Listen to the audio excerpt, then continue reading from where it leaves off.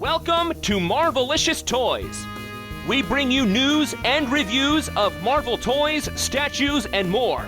Because not all Marvel collections can be bagged and boarded.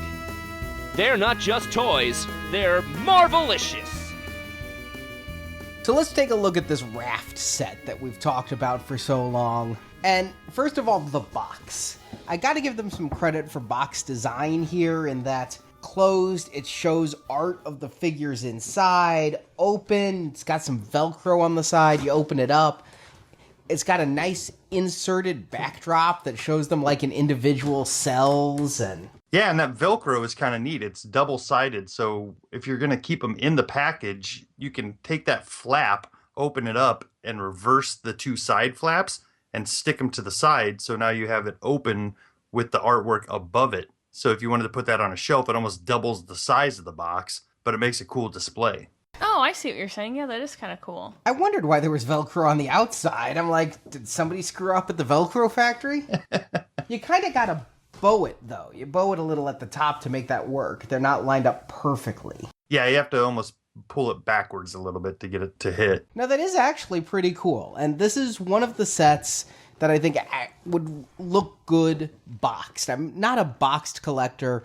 I open almost all of my figures, but this set I can definitely see some point in keeping packaged as compared to like the Archangel X-Force set they did where I'm like, I just want those out of the box. Yeah, that packaging was more utilitarian. It was just kind of, let's get all these figures into the package economically, you know, and in years past they've had other ones that were kind of displayable, but with that one set that had Blastar kind of hidden. And the big Galactus head. Yeah, that's the one where Blastar was hidden in the back. You know, you could open up and show the front of the four figures, but the other one was hidden, so you didn't really want to display it that way. This is the first time in a while that they've done one that's like, all right, this would be cool to display. The problem is the size. Like, I don't even have a shelf that I think that would fit on. IKEA sells some awesome bracketless shelves this would be perfect for. Yeah, they're amazing because they're just the right depth where you'd have a little bit of extra room, but that would be perfect for those shelves. I think they're called LACK, L-A-C-K. Nice. I mean, this box is so nice. I saw people, and I don't know who these ludicrous folks are. They took the figures out of the box and put the boxes in, like, mint condition boxes, except the figures were removed, next to the trash. I went and I started to scoop them all up. You can see Arnie's OCD on display. Oh, yeah.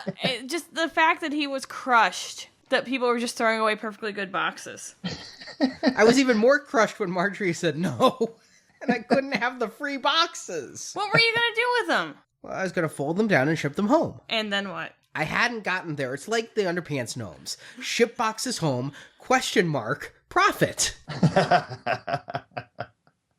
I will admit that I had a little moment of, you know, a tinge of regret as I was checking out of my hotel room and I was leaving the open packaging behind. I was like, all right, buddy. It's the last I'll see of you. See, and I think this actually not only would look good displayed boxed, but I think you could take this insert out and use it just as a backdrop for display, you know? There have been other sets Hasbro sold years ago, some of those Iron Man 2 3-packs that had nice backdrop inserts. I think you could display this loose in their prisons. Oh, yeah. All right, we have harped, ever since this was first rumored, on the figure selection. So here's your chance box. I mean, Dwight Stahl was just like, well, we wanted to service the fans with some characters. Let's see if the box can explain why we have this hodgepodge. When Purple Man attempts to break out of the Raft, a prison that houses some of the most notorious criminals in the world, it's up to Spider-Man to secure the facility and keep the bad guys behind bars. Did it work? You convinced? Not yet.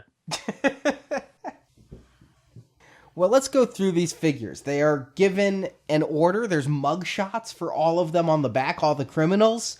There's no info about Spider-Man, so let's start with him. So I know a lot of people are happy that this Spider-Man made it back out because of the articulation and everything. What we have here is the pizza Spider-Man, the one that had the mask and the pizza slices. And apparently that's everybody's favorite Spider-Man because he is going for a fortune on eBay.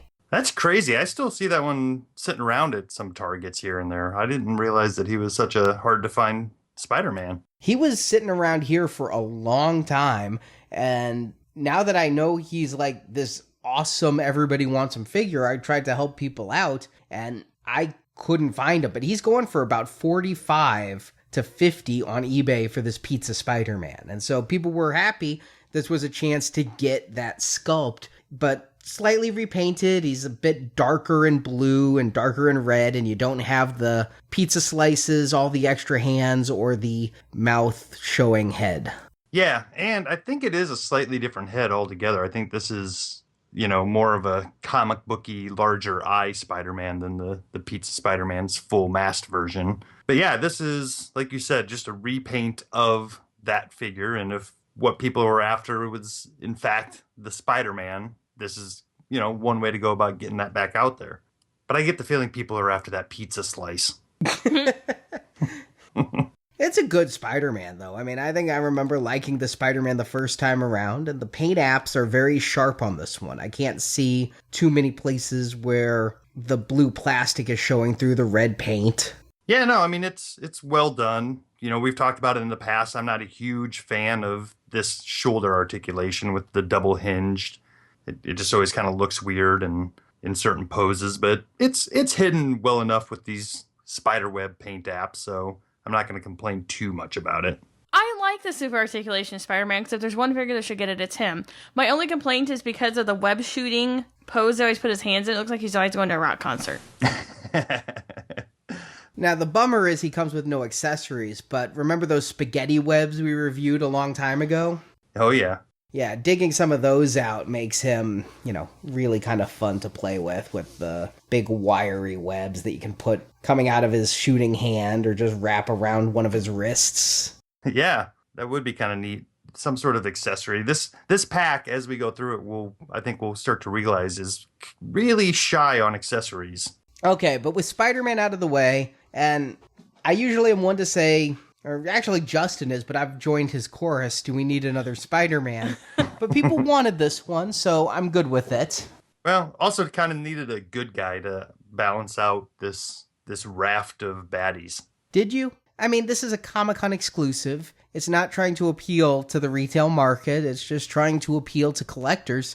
Wouldn't you have rather had a really rare baddie that you couldn't have gotten someplace else? Wouldn't you have rather had, Mojo or... Well, yeah, I mean, if we're going to play Would You Rather, then yeah, that's quite a large list. But I guess I can see where they're coming from throwing Spidey in with this group of mismatched baddies. All right, so overall, this set, I mean, again, if we consider Sandman a Build-A-Figure, we've already talked, this is definitely a great value at $20 a figure. Even if this is a lot of re-releases or soon to be re-released. Yeah, I mean, let's just call it what it is. It's a variant pack, which, after all these get re-released, I think it'll be cool to look back and see, oh yeah, we had these first as variants before they came out in the regular versions. The only one I don't know if it'll happen is Dread Knight. Right. He may end up like Archangel or some of those other figures that just never leave Comic-Con, like Magic from last year's set. Very true. Which is, I think, I think you put your finger on what makes him my favorite character out of this set. He feels the most new, and that's mostly because the figure he's based on hasn't come out yet. But he's also the most colorful and most unique figure in this set. But all in all, yes, worth every penny of the $120 asking price. But unless you really are a completist, Abomination, out now. Enchantress, out soon. Spider-Man, already been out. Purple Man, and Dread Knight. Those are your two. Sandman, I'm just going to keep that shoe hanging in the air and wait for it to drop. Because they have not announced, and they would not tell us at Comic-Con what the Build-A-Figure is for that Spider-Man wave. And I think we know why. It's probably a pretty good bet. Thanks for watching this video. You can see full episodes of Marvelicious Toys with more collecting news and reviews at marvelicioustoys.com. We also have thousands of toy and collectible photos in our photo gallery. If you enjoyed this video, please subscribe to our YouTube channel. Until next time, make mine Marvelicious.